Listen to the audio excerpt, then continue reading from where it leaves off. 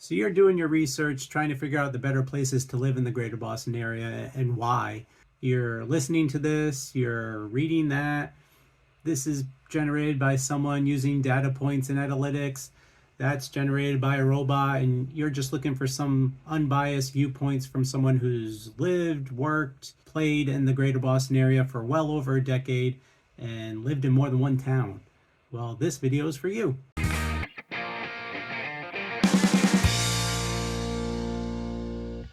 All right, here's my top 10 list based on my experiences, my family members' experiences, friends, coworkers' experiences in the area.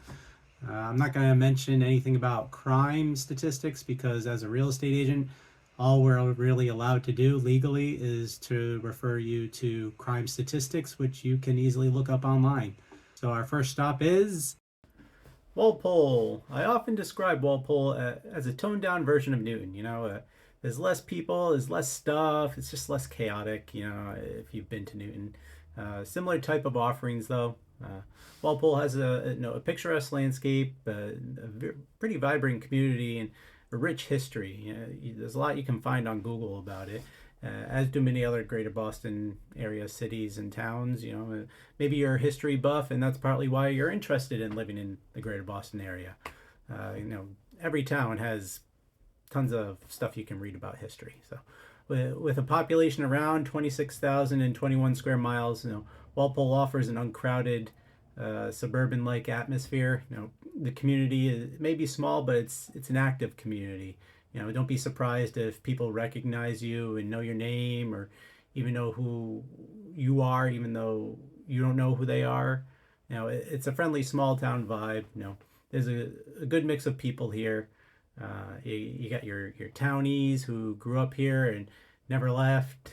They make up about half the population, and then folks from out of town make up the rest. Let's see. For retail, there are a few shops and restaurants in and around the downtown common area. It's cozy, realtor lingo for small, compared to other town centers nearby. Like Rentham Town Center is like nothing. Pretty much all the retailers are along Route 1A and Route 1. This is where everyone flocks for their daily needs. Your grocery, hardware, pharmacy, mechanic, doctor's offices, etc. Which, as you'd expect, means that these areas get congested. You're going to get stuck in some traffic. It's all single lane roads here in Walpole, with the exception of Route 1. So just prepare. Still less traffic than most other towns in the area, though. Let's move on to schools. Schools are ranked just inside the top 50 districts out of 250-ish in the state. Now, depending on where you read it, they have a 13-to-1 student-teacher ratio. Teacher retention rate is over 90%, which is pretty good, right? There's also the Norfolk County Agricultural High School here. They have some alternative programs focusing on like agriculture, animal sciences, environmental topics in more detail than the traditional high school. It's open to people all throughout Norfolk County. If you're coming from beyond that, it doesn't really make sense commute-wise. Switching to parks and recreation offerings, there's William Byrd Park and Adams Farm. Adams Farm much larger than William Byrd Park, but they're two gems of Walpole, and they're really great options to enjoy the outdoors if you want to go, hiking, relax and read, snowshoeing, biking, mountain biking. Walpole also has a bunch of athletic fields and an ice rink, updated playgrounds, like the one across the street from the library was updated fairly recently near the downtown. And there's a public pool there too for the summer months. And speaking of the library, that's a pretty neat spot. They renovated it about a decade ago, and it's a pretty active library if you're into the library scene. There really is something for just about everybody in Walpole. There's clubs and organizations for various interests. There's ice skating, there's a gun club, there's a fish and game club, there's a women's club, there's the oldest German American club in New England is here. I'm not going to say the name because I don't think I'd say it right, but they throw a pretty kick-ass Oktoberfest party in addition to other events throughout the year. These reasons and more are why Walpole continues to be in higher demand than some other neighboring towns. Walpole, it's an ideal like suburban retreat while still within 45 minutes of downtown Boston. All right, next up is Westwood, smaller and a little more dense than Walpole. It too is a picturesque town. It's got a good mix of older, newer homes, which makes the town look nice. They got the big trees that are really tall. People have nice landscaping. Westwood's mostly known for having the easier Amtrak station, right where kind of 93, 95 meet. It's utilized by many that want to avoid going into South Station in Boston. A lot of business people will use it, working on 95 Bell corporate locations. Westwood also has a affluent population / vibe, which has kind of been its makeup since its origin days when it was still part of Dedham, like a long time ago.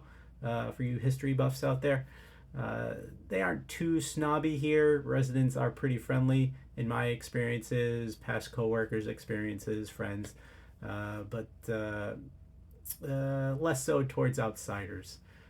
It's not that they're mean or anything. They're just more cliquey. They like their tight knit community, their little bubble. They have some areas that are similar to your traditional suburbia town with homes. They're close together in these tight knit kind of neighborhoods, kind of like Cape-ish style kind of homes. That's the older part of the town. Some historical buildings are there too. Much of the newer construction that's taken place over the past decade or two has been these kind of larger, more spacious neighborhoods with larger homesteads, not in that kind of older center area of town, kind of more towards the outskirts. With a population around 16,000 across 11 square miles, Westwood won't have you feeling cramped by density. Really. I mean, it's a small area, but there's also a small amount of people, right? Westwood has some significant historical sites, such as the rock that King Philip's men hid inside during the King Philip's War. I don't remember exactly what that war was about. Maybe you do. Parks and stuff to do, headlined by the 1,200-acre Hale Education Center, which crosses over the border into Dover. It's a real gem, where residents can enjoy hiking trails, fishing, picnicking, mountain biking, horseback riding, in addition to the many kind of like programs, for youths and for adults that they run. You really won't find anything like the Hale Education Center anywhere in the greater Boston area. There's also Lowell Woods and other smaller parks and playgrounds to enjoy. The Westwood Land Trust has done a good job working with landowners who have undeveloped land to keep it as is for the public to enjoy, which I think is pretty cool. I've seen this in a few other towns too. The Westwood Land Trust, they've acquired over 220 acres of land, and they preserve it too. So there are youth sports available in Westwood. There's an active Rotary Club here as a Westwood Young Women's Club. Westwood schools are ranked right around 20th in the state with a student-teacher ratio of 12-1. They have a teacher retention rate of 87%. Xaverian, I think I said that right. Brothers High School is a private high school here in Westwood that's popular in the area. The retail and restaurant scene, there's some along Route 109 through the middle of Westwood. There's also a small portion of Route 1 and 1A that goes through Westwood, kind of through the Islington area. There's some places there to enjoy too. You got some car dealerships, Lamber's Market, Frugal Fanny's, which is one of my mom's favorite stores, but most flock to the large shopping plaza kind of near the 93-95 connector where Amtrak station is that I mentioned earlier. These plazas are relatively new. They've been built within the past 10 years.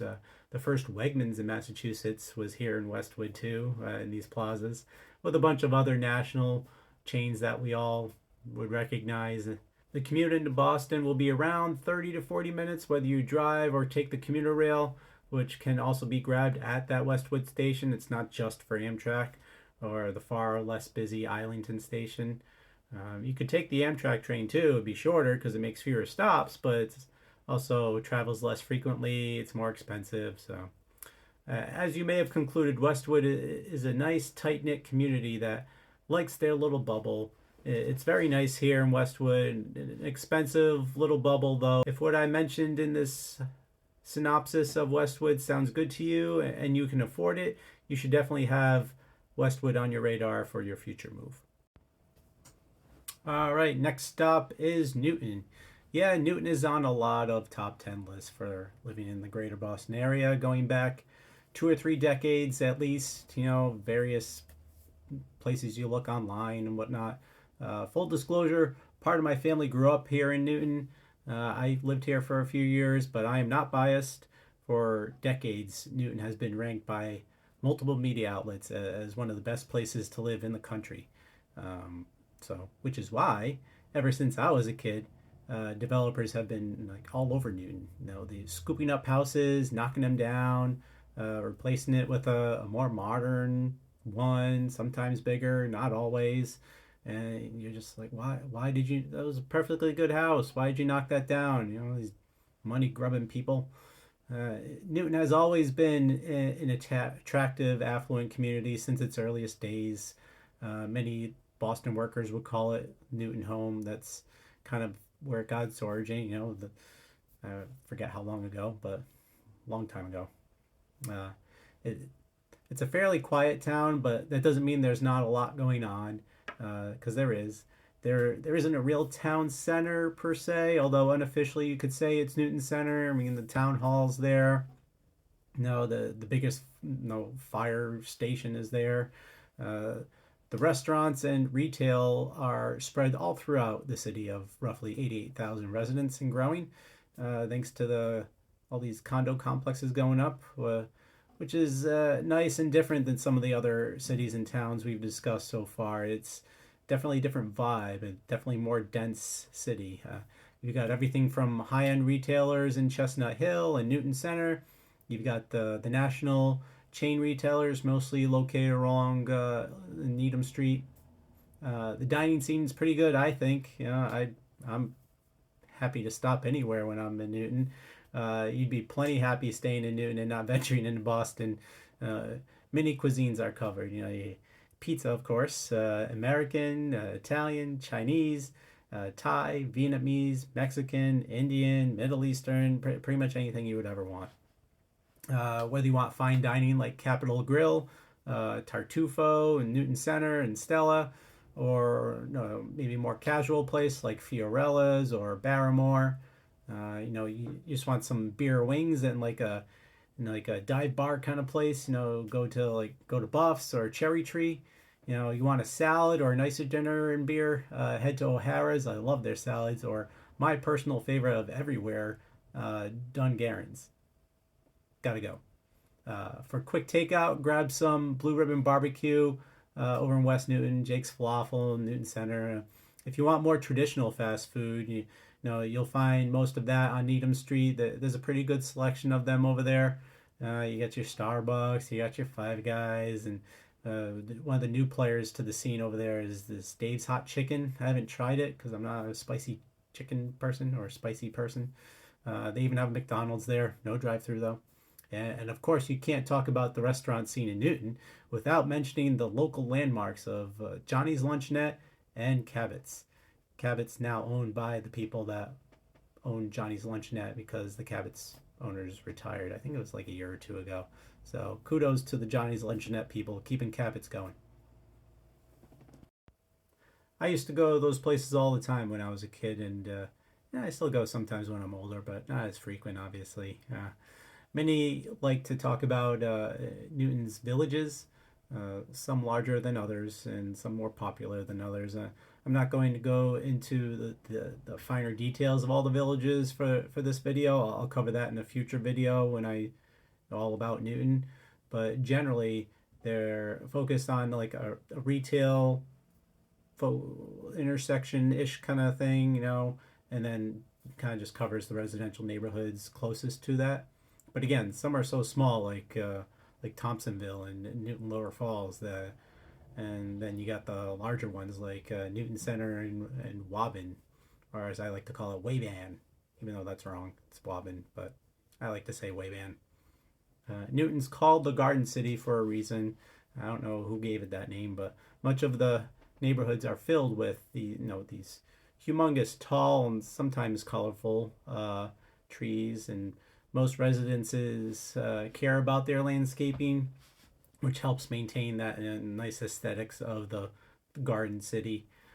Even the commercial buildings and the village squares are well maintained. Dense and less dense neighborhoods are mixed all around the city, unlike a lot of other places where they'll have that kind of more defined separation of like this is the older part, which is more kind of tight knit, and this is where new development is and spread out.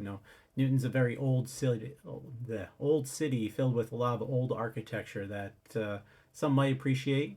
I do. I think most people do, and it's just another part of what makes Newton such an appealing city, really. Garden City. Newton schooling is an interesting landscape. The public schools are ranked top 5 in the state and have been for like decades, it seems, which with an 11-to-1 student teacher ratio. They've got an 88% teacher retention rate. Then there are the private schools, and there are a bunch of them. Some are Christian and Jewish affiliated, some are Montessori schools, others have maybe like a different learning approach. I'm not an education expert by any means. You got all sorts of references online that rank schools and whatnot, but Newton tends to be right around top 5 consistently, no matter who you reference. And but the landscape in Newton presents like a wide variety of schooling options for you to decide what is best for your family. So continuing on education, you've got LaSalle Colleges in Newton, liberal arts college, and most of Boston College's campus is in Newton too, kind of on the Brighton border. It's kind of split between 2 campuses. The law school campus and Newark campus is on more in Newton Center. I heard on someone else's list they described Newton as a college town. It's very much not a college town. Far from it, actually. Boston College does have a presence, but you can. It's right on the border, like I said, in Brighton, and the college kids kind of stay over there in Brighton and Allston. Most days you wouldn't even be aware that Boston College even existed. So definitely not a college town, unless of course you live right near one of the campuses, like my grandmother did. There's a bunch of outdoor stuff to enjoy in Newton. The highlights I'd say are you got the Webster Conservation Area, Crystal Lake. We got Cold Spring Park, the Auburndale Park, Charles River Greenway, Hooten's Garden over in by the Webster's Conservation Area. You can do running, biking along Com Ave, as many residents do daily, despite whatever the weather is. No, okay. Those were a lot of highlights, and there are more to touch upon. They have some golf courses in Newton. I think like 3 or 4, and one of them's public. Thankfully. The other ones are tough to get into. Beyond the country club scene, though, there are an overabundance of like clubs and sports to take part in. They really do cover like every interest, which you'd expect from like a city of 88,000+ people. Between book clubs and garden clubs, you got youth and adult sports clubs, both in and out of like schools. Plenty of tennis clubs. They even have a curling club for all you curlers out there. Every 4 years, where you guys come out. There's a gun club. There's an Italian American club. The JCC of Greater Boston area is in Newton. Their library is very active and large. It's 3 floors, and it's very active library too. There's just so much to be a part of in Newton. I don't even know them all. I didn't even know them all when I did live there. My family didn't. There's just too much to keep track of. And, even when I lived there, I didn't know.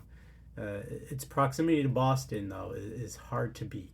Driving will take you about 15 to 30 minutes, depending on which route you take. There's multiple ways you can go and what time of day it is.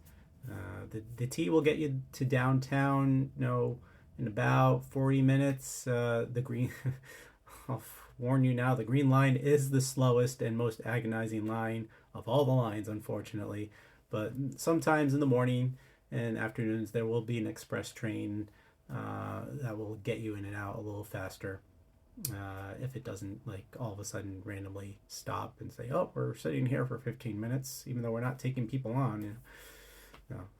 That was a lot to mention for Newton. Newton's the biggest city on the list, and there's stuff I didn't even get to mention. Like I said, they'll be in a future video. But all of this and more is why Newton is such a desirable place that many come to and never leave, really, even in spite of its terrible traffic at times. All right, next on our stop is Needham. I commonly describe Needham as Newton's little brother. For starters, they're right next to each other. Needham is a well-manicured, charming town with some modern amenities thrown in. Very similar to Newton. I'd say. I feel it's getting newer by the year with the ongoing development. It's got just as much kind of stuff being turned over like Newton is.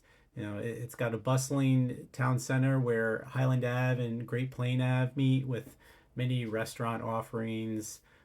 Parking can be a pain in the rear though. Just a heads up. Blue on Highland is a popular spot. It's down the road from the town center. It's not really in the town center. I've been there a few times. It's not my favorite, but plenty of others like it. I like the farmhouse and masala art better. There are some newer places here that I haven't had the chance to try yet. Like Cook gets some pretty good reviews. It's definitely a more active restaurant scene now compared to when I lived there. Much of Needham is easy on the eyes, and over the past decade has been targeted by developers, like I mentioned before. They buy the older homes, they knock them down, and they build these larger, more modern, much more expensive homes. In spite of these larger, more expensive homes, Needham real estate is pretty active and desirable. The schools are and have consistently been ranked in the top 15 in the state for as long as I can remember, with a 13-to-1 student-teacher ratio, and the teacher retention rate is 87.5%. Also, they have Olin College of Engineering over on the the Wellesley border. It's consistently ranked as one of the top 5 engineering colleges in the country. There are roughly 31,000 people in Needham, and even though it's only over about 12 square miles, you really only feel the density when you're going towards the center of the town, especially the grocery stores like Sudbury Farms, Roche Brothers, Trader Joe's. I feel like they're always packed, so that can be stressful if packed places stress you out. Needham has some nice green spaces like the Needham Town Forest, the Ridge Hill Reservation, and Red Wing Bay along the Charles River. There's Kendrick Pond too, across 95 over kind of closer to the industrial kind of corporate stuff, with some trails around it. Crossing over 95, there's that small sliver of Needham that I just mentioned, which is pretty much all industrial and corporate. Recently dubbed, gave it a phrase, Needham Crossing. They gave it a couple new off ramps off 95 and had to give it a catchy name, I guess.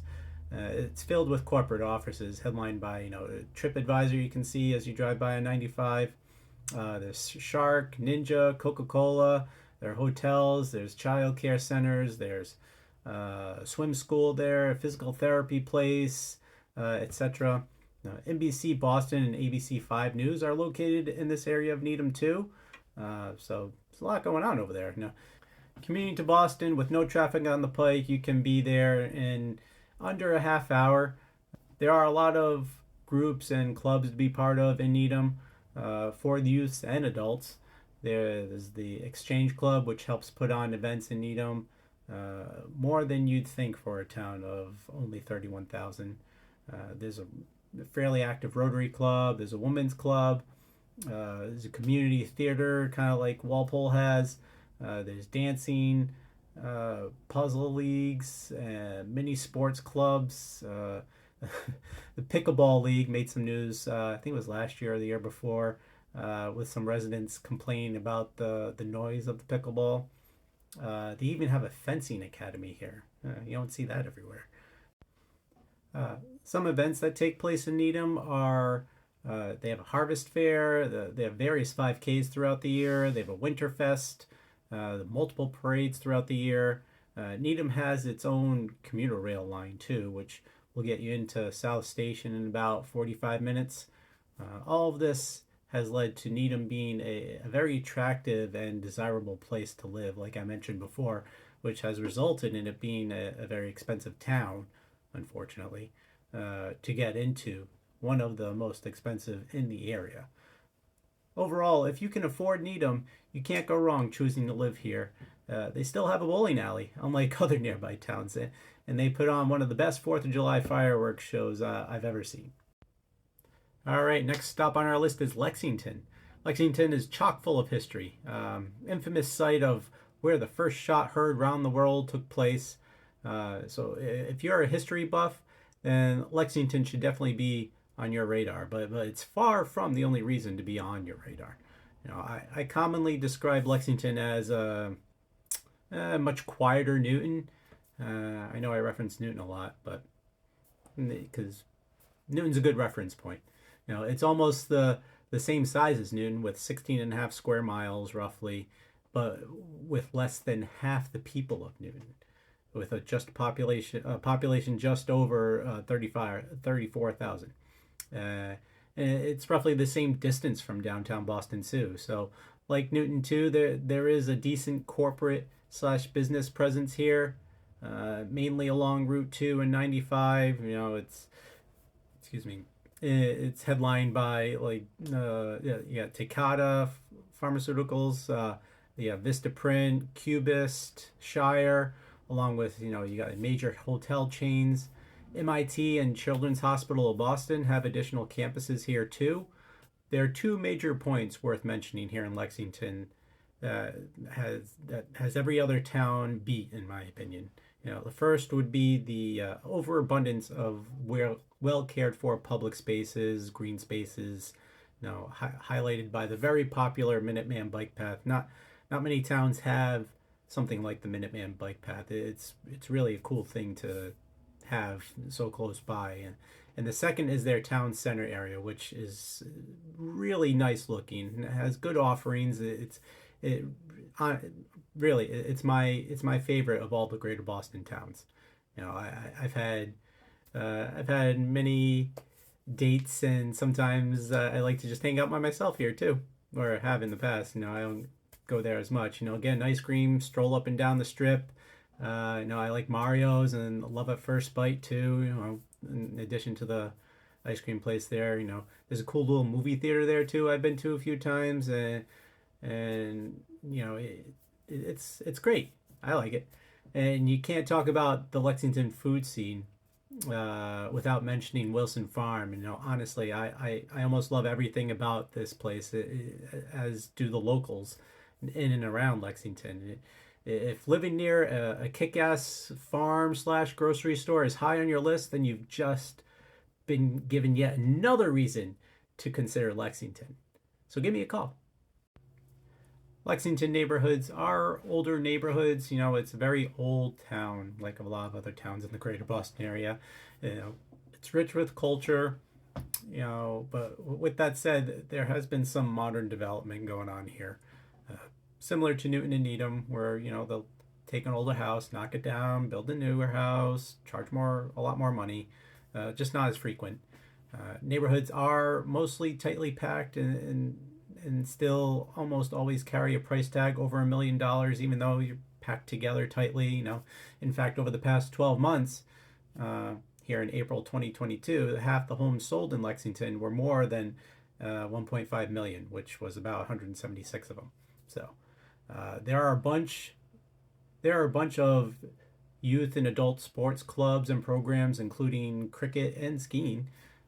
Some other clubs that aren't sports related, they include a book club, community theater group, Lexington Pops. There's an arts and crafts society, a group for people with kids under 5, a neighbors and newcomers group for the town, And again, the historical society, it's big here. You know, tourism is being big, a bigger thing here than other greater Boston towns and cities. It's, you know, the more opportunity to like volunteer and be part of the historical kind of thing. Um, in the summer months, there are some youth summer camp programs. There's also an active community center here in Lexington, along with, you know, again with the history stuff with museums. You know, there's a couple art centers actually. There's an ice rink, two private country clubs, golf courses, and one public golf course, Pine Meadows. It's a 9-hole golf course, you know, owned by the town of Lexington. You know, so that's kind of nice. You know, and a very active. They have a very active library with programs for all ages. The schools here have been and continue to be ranked in the top 5 with a student teacher ratio of 11 to 1 and a teacher retention rate of 87% ish. Lexington also has some notable private schools, and the popular Minuteman Regional Votech High School is here. It's a public school that's open to 9 other nearby towns, now kind of branching out to along Route 2. Lexington is about a half-hour commute into Boston. You know, there's no train station, but there is a bus service. All of this and more is why Lexington has consistently ranked high for best places to live in Massachusetts and has even made some national lists. So if you're interested in Lexington or any other nearby towns in the greater Boston area, give me a call, text, email. You know, I'd be happy to help with your move or just shoot some ideas if you're thinking this town over that town over this town. I love the greater Boston area and the real estate around here. I've been doing it for 8 years, and I'm just happy to be a useful resource for you and others. All right, that'll bring us to Milton. It's easy to forget that Milton even exists. You know, sometimes I do. In all my years of living, working, visiting various areas in the greater Boston area, being out and about, I've met 2 people from Milton. It's packed right next to the extended part of Boston, you know, JP, Rossi kind of area, West Roxbury, Quincy, Dedham, and Braintree. You know, all those are larger in land and population. You know, like many of the other close suburbs of Boston, Milton has an extensive and interesting history dating back to the colonization days. Some fun highlights are about like the Irish population. There's an opium smuggler in there.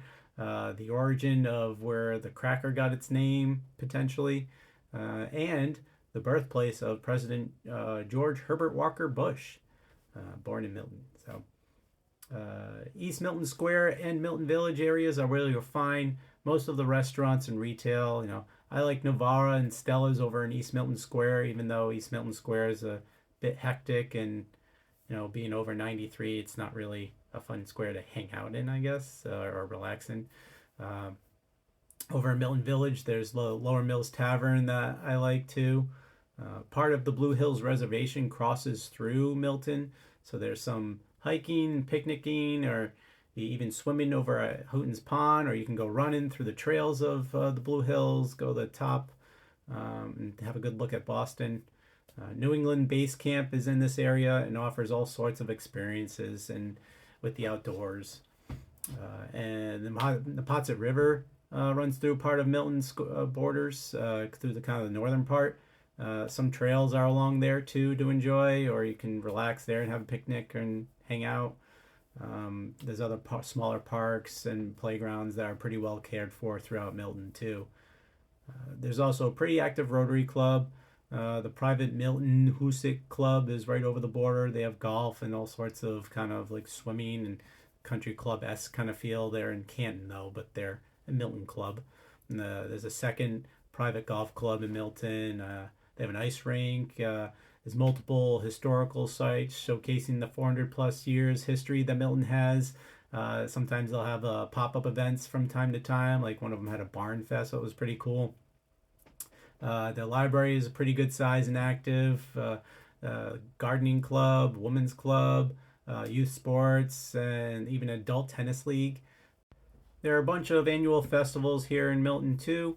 Uh, Music Fest with fireworks that usually takes place in June is pretty cool. The Porch Fest, which is growing across the country, they get a pretty good turnout of acts. They spread out along Elliott Street and branching the streets branching off of Elliott Street. Uh, um, they have a Strawberry Festival, 5K Turkey Trot, and some other stuff. Milton even has a yacht club. Being a town of 28,000 residents, the offerings aren't as vast as other communities, but being so close to Boston and even Quincy increases the short reach of stuff to do by a lot because the proximity bubble, if you will, is so close. So they would need to have a lot going on, within the borders of Milton. You can go short drive here, short drive there. Schools are ranked around 30th in the state with a 14-to-1 student-teacher ratio and an 88% retention rate for teachers. However, Milton is home to the second-ranked school in the state and one of the best in the country, by experts, not me. Milton Academy, which has a 6-to-1 student-teacher ratio. Tuition here is very expensive, and the acceptance rate is below 15%. In fact, Milton is the only town on the list, and maybe in the greater Boston area, that has more private schools than public schools. There's also a liberal arts college here in Milton, Curry College. Commuting into Boston is about a 20-minute drive up the expressway, unless it's a busy time, or there's the T with a twist. The Red Line normally stops at Ashmont in neighboring Dorchester, but then there's this kind of funky, smaller, fun, old school trolley that goes, you have to transfer to, that will bring you to the northern part of Milton over there, and then eventually makes its way and stops at Mattapan Square. So I've taken it a few times. It's a bit different than the more modern T system that most people in the area are used to, but it's pretty neat. Milton neighborhoods, they're pretty mixed. About half of the homes over the past year were under 800 sold for under 850,000. Most of them are 2 or 3 bedroom homes. In the more dense neighborhoods, kind of more closer to the Quincy border and Mattapan border, they're pretty nice looking neighborhoods still. They're just a little more tight knit. There's some multifamily homes in there too, but there's also one level homes. On the other end, there are some really, really nice, big multi-million-dollar homes. Not just near like Milton Academy, but even newer construction stuff on the Outer Banks, like southern part down near Blue Hills and southern eastern part. Overall, Milton offers residents an experience like few other suburbs, really. Tree-lined streets, you got these elegant Victorian homes. You got vibrant cultural kind of community and offerings. You have the historical charm. There's a lot of it, and like this perfect balance of suburban and urban life. It's been ranked as one of the best places to live by various media outlets over the years for these reasons, and probably more that maybe I don't know about. All right, on to our next stop, Winchester, the second smallest town on this list at just over 6 square miles. It's small. It is a charming or cozy, an elegant suburban town, really. There's plenty of green to be seen. It gives Newton a run for its money in the Garden City claim to fame. They even have a specific beautification program to help keep Winchester looking as good as it does. Winchester is home to a little over 22,000 people, but it never feels too crowded outside of like the popular afternoon kind of commute times. You will hit some traffic. Again, older town, a lot of the streets are single lane roads. The town also has a lot of like older buildings and homes that history buffs would enjoy. The frequency of development, like you say, like nearby, well, sort of nearby Newton and Needham, where they're knocking down the houses and building a new one kind of thing. It's far less here in Winchester. Winchester residents can enjoy a vibrant downtown with many restaurants and shops to enjoy. I have, all of which there are next to like no national chains. I mean, there's a Starbucks and a Cafe Nero, being the exceptions, but and a Brugger's Bagel, a local chain. But other than that, no, no. So, but local small businesses in Winchester are really well supported. It's a tight knit community. It's a very walker friendly area down there too. Well, the whole city really is. I've been there in the downtown area. I've enjoyed some drinks at a few places. No, Black Horse Tavern is my favorite spot really to check out there. Uh, no, one of the two commuter rail stations is here too. No, both of them will get you into North Station in about 15 to 20 minutes. Uh, no, no, assuming there's no problems.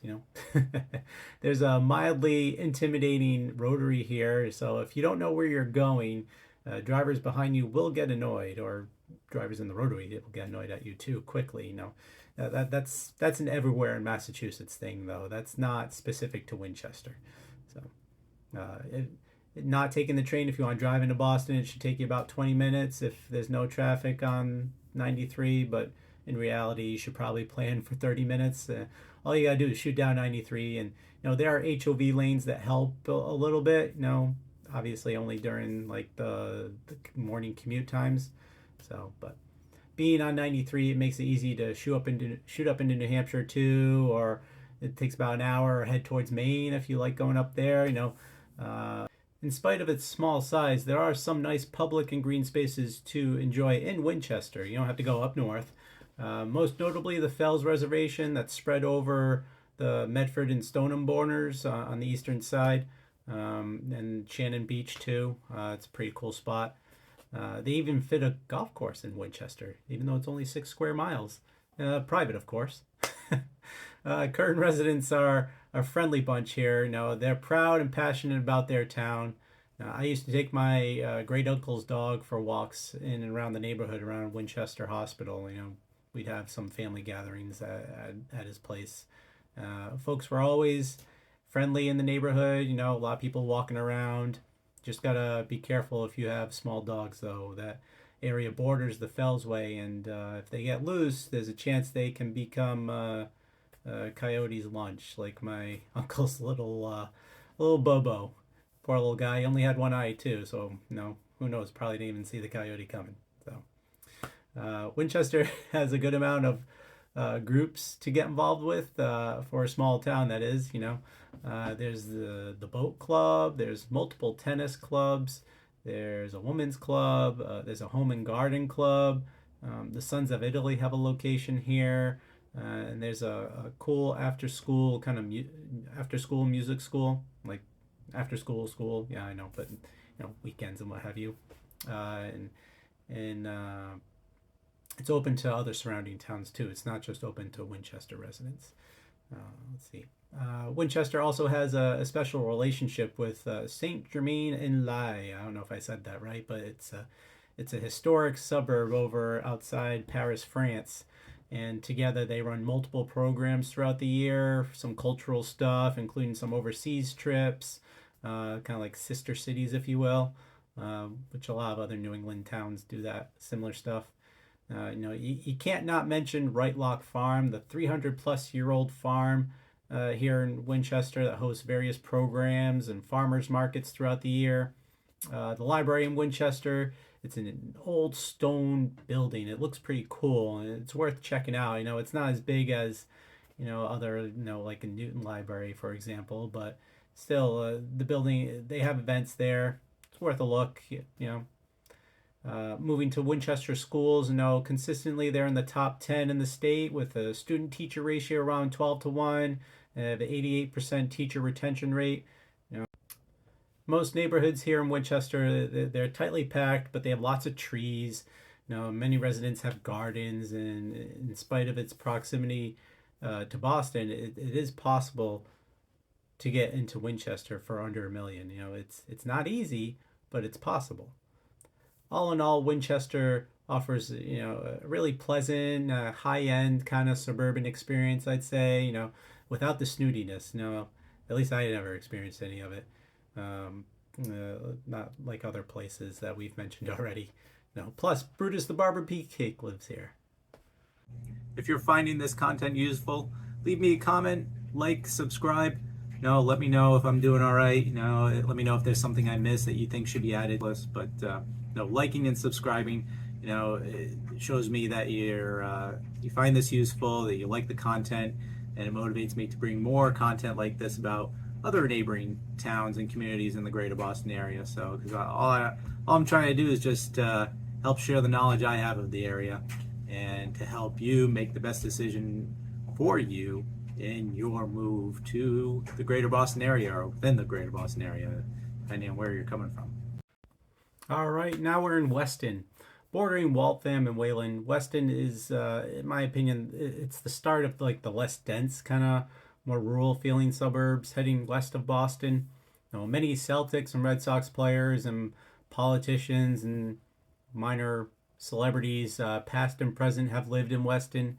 It's one of the most expensive towns in the area, with some of the largest homes in the area, as you'd expect. And at roughly 12,000 residents spread over 18 square miles, you're not going to feel the least bit crowded at all. If you can afford to get into Weston, you're not going to feel the least bit crowded at all. Unless, of course, you're traveling on Route 20 during the popular commute times, because you gotta be prepared for this, because it's gonna annoy you, and because it's literally like the only route in and out of Weston, and like to popular towns west of Weston, like getting to Sudbury, for example. So it's you just gotta plan. So it's not, but it will be annoying. You know, Newton may be called the Garden City, but Weston arguably gives it a run for its money, has more trees, but I don't see Newton handing over the Garden City moniker anytime soon. So, in Weston, there's pretty much no retail or restaurant presence. No, it's a very quiet town. You've got Theo's Pizzeria and Brugger's Bagel. Well, the bagel, it's like a local bagel chain, and that's about it. Coach Grill is a popular high-end restaurant that's right over the border on Route 20 in Wayland. A lot of Weston people probably use, as well as Sudbury and other towns. Fear not, though, there is a Dunkin' Donuts in the mobile station just as you cross into the western border from getting off on the 95 off ramp, so you can still get your dunks. We'll move to Weston schools. They're consistently ranked in the top 5, or actually the top 3 in the state. They got a student-teacher ratio of about 12 to 1. I think the teacher retention rate's 86%. Well, in addition to the highly ranked public schools, there are a few highly regarded private schools in Weston. I don't really, they're highly regarded, but I don't really know them in great detail. There are a bunch of green spaces all across the town to enjoy for hiking and such. They have a skating rink, the stamp museum, and they have this cool little mini tower, Norimberga Tower, over on the Newton border. You're not supposed to go in it, but I've gone in it a few times, and it's kind of fun. It's not a big tower by any means. It's maybe like 2 or 3 stories tall, but it's just kind of a cool little thing to go explore. I don't know. Commuting into Boston is about a 20-30 minute drive. There is one train station that'll take you into North Station, in about an hour, because it makes stops along the way, so it holds it up. Weston residents could even jump on to Route 2 and hop into Cambridge too in about a half hour if you work in Cambridge. So it's kind of a nice kind of luxury. There are some clubs to be part of in Weston. There's a shooters club, a garden club, a women's club. They have a joint Rotary club with neighboring Wayland, and of course, a few private country clubs, as you can expect. Other than that, there's not nearly as much going on in Weston as like your neighboring Waltham or Newton, but that's to be expected in a town of only 12,000 people, right? And it's mostly, these neighborhoods are very, very spread out, and they're not really tight packed or what have you. Weston offers a quiet and delightful landscape, I'd say, with you got these luxurious estates, perfect for those kind of seeking to escape the Boston hustle and bustle. to like a private, luxurious retreat within 45 minutes of Boston, for those that can afford it, like my cousin. All right, the next stop on our list is Burlington. Most people out there know Burlington for the retail scene. The huge Burlington Mall. It's the biggest mall in pretty much the area. It's where the first Paul Blart Mall Cop movie was filmed. And it's seen some recent upgrades in the past 5 years or so. Like not the mall really itself, well, a little bit, and added some more um, restaurants and whatnot along the posterior, and the shopping plazas around the Burlington Mall kind of been built up a little bit more than what they had been previously. There's much more to Burlington now than just the retail. For starters, there are numerous parks and over 400 acres of large public green space to enjoy. Now, despite recently developers' attempts to try to take the land and develop it, thankfully they shot that down. So there's Mill Pond, the conservation area. Mary Cummings Park is a pretty cool place, and the trails around there.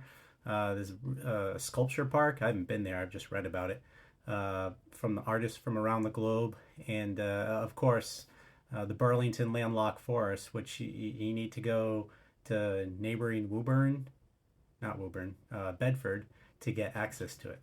So, but it's a pretty cool spot. A lot of big spaces. There's a big corporate scene here too, headlined by Oracle, Raytheon, Nuance, Keurig, Dr. Pepper. The retail and corporate presence is a large reason why the Burlington taxes are among the lowest in the greater Boston area.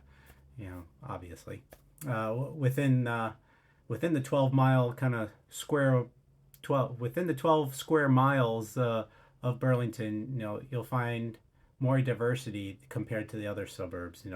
I think it's roughly like 24% of the 26,000 residents were born outside of the United States. So you're not going to find that really anywhere else. So Burlington has a good amount of things to do and ways to be involved. There are, like many other towns, there's adult and youth sports, including fencing and pickleball. Hot things lately. There's an ice rink there. There's American Legion location.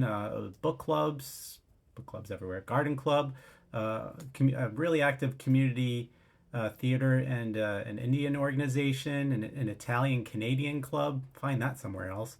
There's an Academy of Creative Arts and more.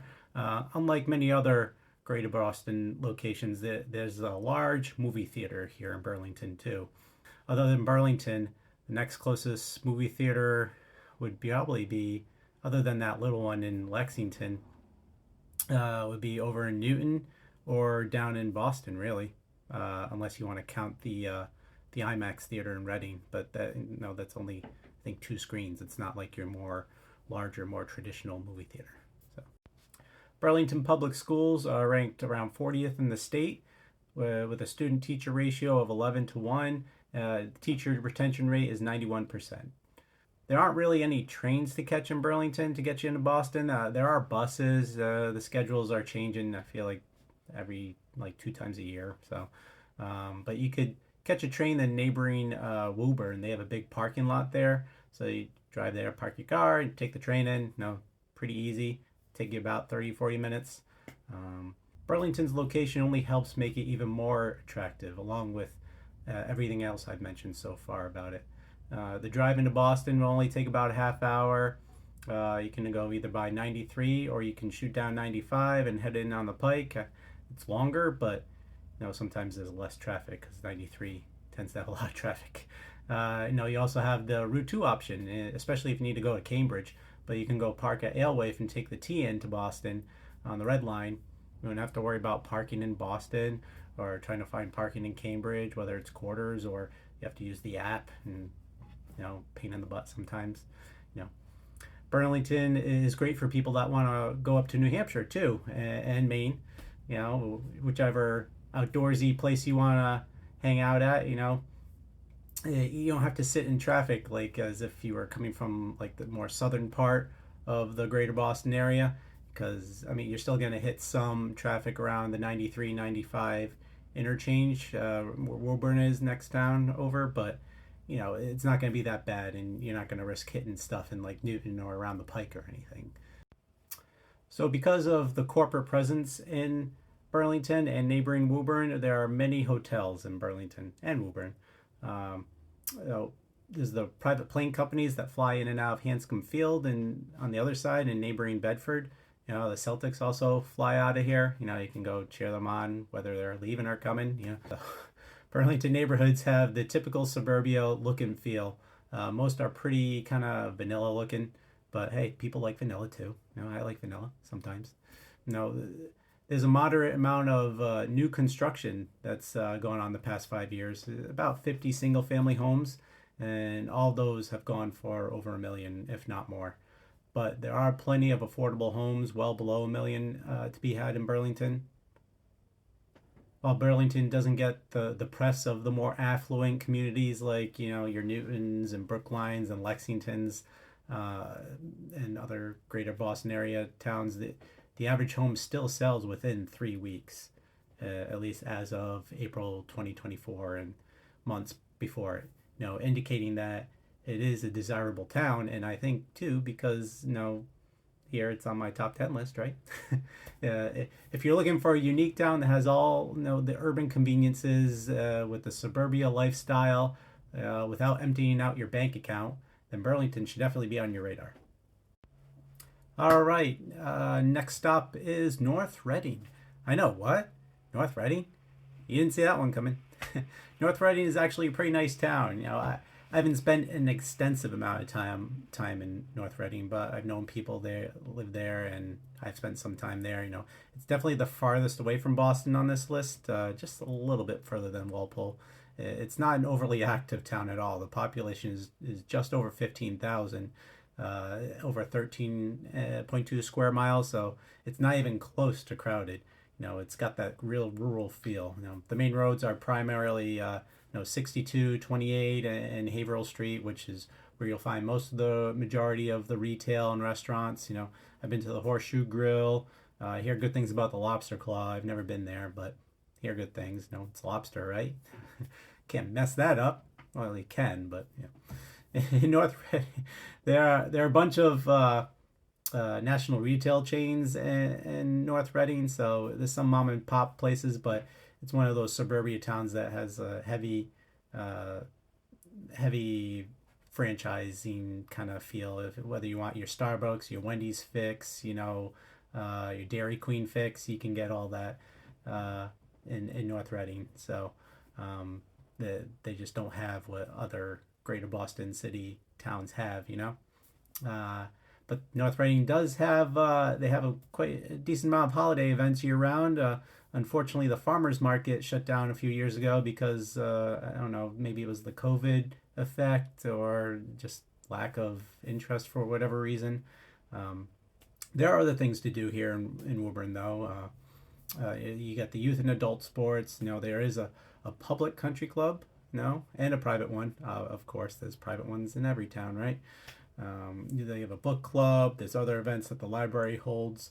There's the strawberry and apple festivals, which are really nice, especially in these rural towns. I feel like it's a little fresher product than if you're in a more urban town. You know, there's a horseback riding school. There's a rifle club, a gymnastics center. There's a skating park and playground. They're currently being renovated, but they'll be there. It shouldn't take too long to renovate them. And you know, one thing it's got over a lot of other towns on this list is live music to be heard at a lot of locations in North Reading. So, you know, it's a huge difference compared to, you know, all the other towns on this list, really. There's also Shriners Auditorium just over the border in Wilmington, literally like a baseball throw over the border in Wilmington, across 93. So they have all sorts of great events throughout the year to enjoy, and it's a lot easier to go to Wilmington than it would be to go to, like, you know, events in Boston or whatever. So that's a nice luxury to have. There isn't much for dedicated green space in North Reading, but there is a lot of forest area with wildlife from time to time. It's just not a dedicated kind of public space, you know. But just over the border, though, in Andover, is a huge Harold Parker State Forest. It's huge. My sister goes there a lot. You know, it's really really a nice thing to enjoy. It's bigger than any forest you'll find in any other of the greater Boston towns.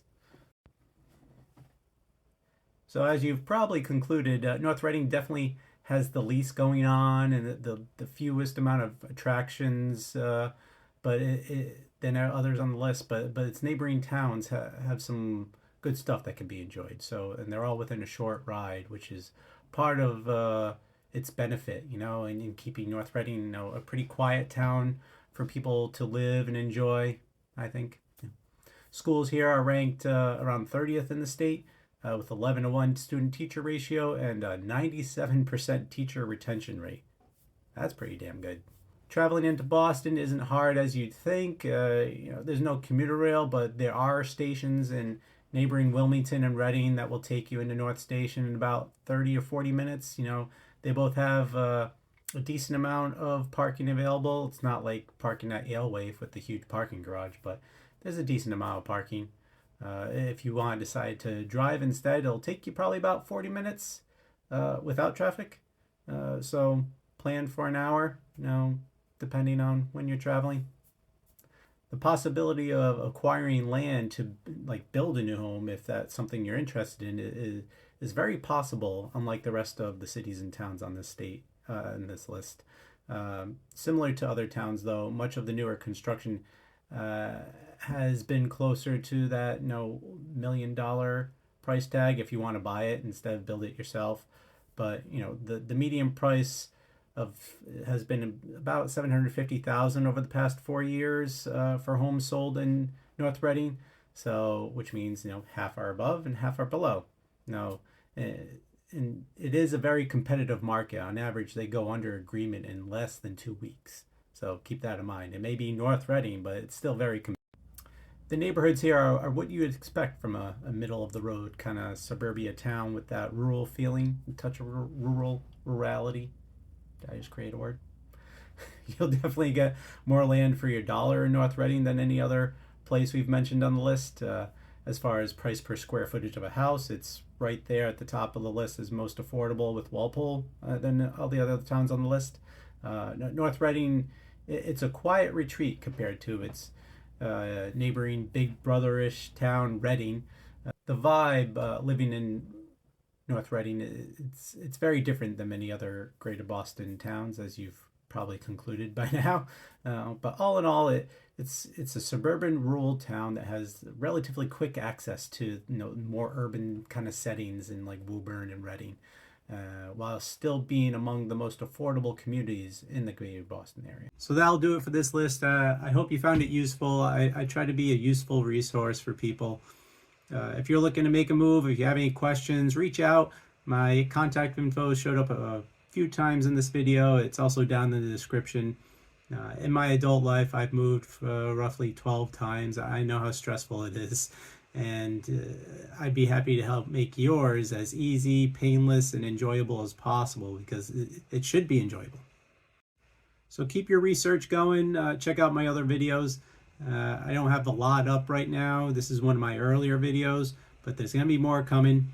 Hopefully I didn't sound too scripted. I had to use some type of a guideline and whatnot. There was a lot of information to cover, so hopefully I didn't come across like a robot. As I mentioned earlier on, as I mentioned earlier in the intro, here's my comparison of my list versus Niche.com and ChatGPT. So you see there's some overlap here. Newton, Lexington are on all three lists, which doesn't surprise me at all. You see, so ChatGPT and Niche.com, their lists are ranked 1 to 10, top to bottom. That's how they had their list. Mine is just alphabetized. Interesting choices on here. I wouldn't really call Niche.com having Hopkinton. I wouldn't really call that the greater Boston area. It's pretty far away, and to get to Boston, it's such a zigzag route. Unless you follow the marathon route. But all in all, it's just interesting and fun to compare my list versus theirs. Let me know what you think. If you have any comments, leave them down below. I'll definitely answer them.